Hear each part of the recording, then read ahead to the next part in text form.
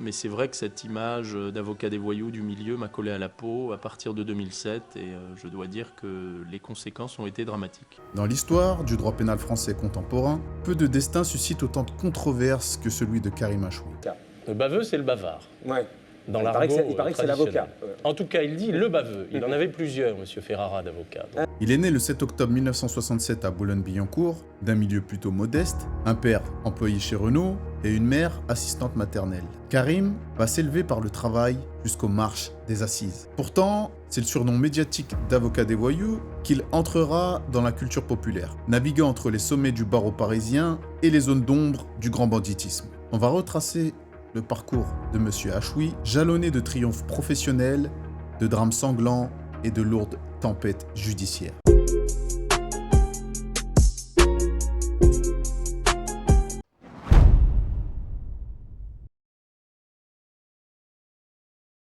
Prêtant serment en 1993, Karim Achoui intègre rapidement le cercle des pénalistes en vue. Au début des années 2000, il vole de ses propres ailes et s'impose en assurant la défense de figures centrales du grand banditisme français, dont le célèbre braqueur Antonio Ferrara. Sa maîtrise des rouages procéduraux agace tant qu'elle fascine. En 2000, il monte son propre cabinet et il accumule les succès. Car Karim Achoui a une technique pour faire libérer ses clients. À l'époque, le code de procédure pénale vient d'être modifié. Certains policiers le connaissent mal et multiplient les erreurs dans les dossiers. Ces erreurs, Karim Achoui les exploite pour faire annuler les procédures. Alors, les plus gros caïds s'adressent à lui. Comme Marc Ornec, considéré comme l'un des parrains du milieu parisien. Il le fait libérer alors qu'il encourait 15 ans de prison pour braquage. À cette époque, son influence est telle que le magazine GQ le classe en septembre 2010 parmi les 30 avocats les plus puissants de France. Mais cette proximité, affichée avec les milieux criminels, va attirer de fortes suspicions de la part de l'institution judiciaire et forces de l'ordre. Le tournant dramatique de sa vie survient le 22 juin 2007. Un soir, au sortir de son cabinet parisien, Karim Achoui est la cible d'une tentative d'assassinat. Atteint par des tirs d'armes à feu, il est grièvement blessé. Alors je sors, je vois un homme casqué. J'ai le sentiment que cette présence est relativement suspecte. Néanmoins, je me dirige vers mon véhicule. Je continue à fixer fidèlement le motard. Qui n'a pas bougé, la visière levée. Et là, je bip mon véhicule. Au moment où je bip mon véhicule, il approche, il est à quelques mètres au niveau de l'arbre. Et là, je le vois extraire une arme à feu. Et à ce moment précis, je jette ma mallette, je pousse ma fiancée contre l'arbre et je me mets à courir. Et arrivé ici, j'en prends une dans le dos, une balle dans le dos. La deuxième balle va tomber sur la vitrine, elle va siffler près de mon oreille. Je continue à courir et là je prends une troisième balle au niveau de la hanche. Et je vais continuer à courir jusqu'à l'angle de la rue de Varennes à environ 200 mètres. Et là je vais m'effondrer. Cet événement bascule dans le roman noir. Qui a voulu abattre un ténor du barreau? Aujourd'hui, la conviction absolue que des fonctionnaires de police ont décidé de se débarrasser de Karim Achoui.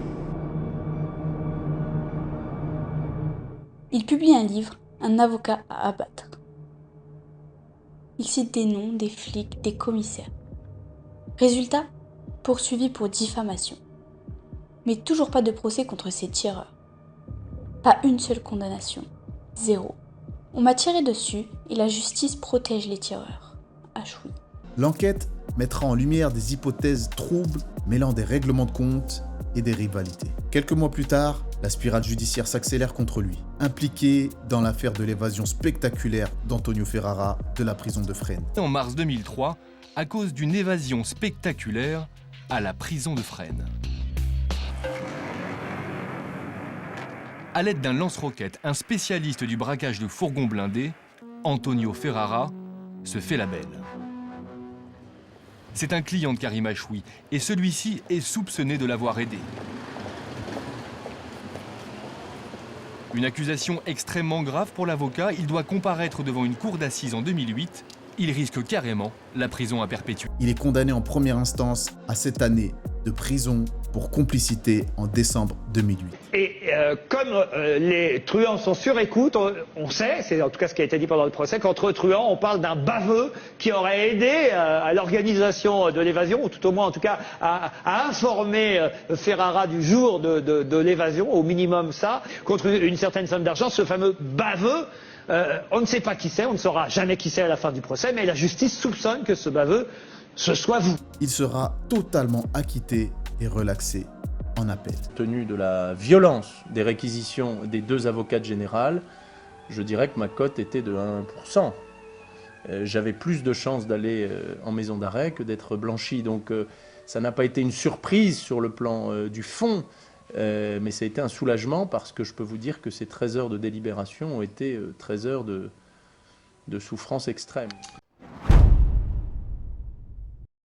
Malgré son acquittement dans l'affaire de l'évasion, l'étau déontologique se resserre. En 2012, Karim Achoui est définitivement radié du barreau de Paris pour manquement grave à la déontologie. Cherchant à rebondir, il obtient son inscription au barreau d'Alger en 2015 afin de continuer à plaider. Interdit, il trouve des failles. Menacé, il s'en fout. Il fonde la Ligue des défenses judiciaires des musulmans. Il défend des exclus, des marginaux, des oubliés. Vous lancez une ligue de défense judiciaire des musulmans. Pourquoi, Karim Achoui ? Je crois que la communauté musulmane de France a droit à un autre traitement que celui qui lui est imposé depuis 30 ans. On ne peut pas dévoiler une femme qui a saisi et qui est suivie d'un engagement spirituel. Le CRIF est une institution que je respecte, la LICRA aussi. Il manquait, je crois, une institution pour défendre les droits des musulmans et je crois qu'il faut nous laisser avoir le même traitement que celui de nos amis catholiques, juifs, protestants ou agnostiques. Mais ses interventions répétées devant des juridictions françaises lui valent de nouvelles poursuites. En 2024, la justice française le condamnera à nouveau pour exercice illégal de la profession d'avocat en France. La convention franco-algérienne de 1962 ne permettant pas d'y contourner une interdiction d'exercer prononcée par les instances nationales. Entre indemnisation pour détention arbitraire par le passé et démêlés judiciaires persistants, Karim Achoui demeure l'incarnation d'une frontière poreuse et contestée entre la défense pénale et les parrains du crime. Un parcours hors norme, symbole des fractures profondes entre une partie de la profession d'avocat et l'institution judiciaire. Merci à tous, c'était OVDV, on vous dit la vérité, à bientôt.